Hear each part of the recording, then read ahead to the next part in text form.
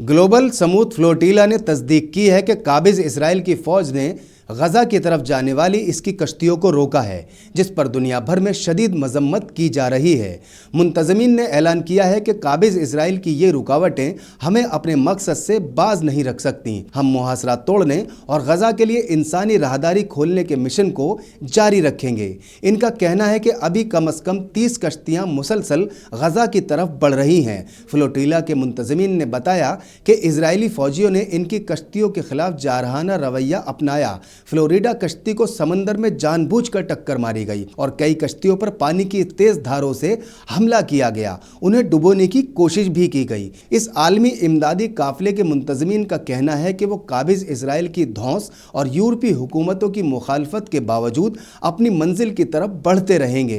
काबिज इसराइल के इस वहशियाना इक़दाम पर दुनिया भर के मुख्तलिफ ममालिक की तरफ से शदीद मजम्मत सामने आ रही हैं, जिसमें France, Switzerland, Pakistan, Türkiye, Spain, Belgium, Ireland, यूरोपीय पार्लियामेंट के रुकन और इटली के लेबर यूनियन वगैरह शामिल हैं। ये पहला मौका नहीं जब इजराइल ने गज़ा की जानिब जाने वाली इमदादी फ्लोटिला को रोका हो, लेकिन आलमी रद्द-ए-अमल ये मुज़ाहिरा करता है कि दुनिया अब इस तरह की जारियत को खामोशी से बर्दाश्त करने को तैयार नहीं है।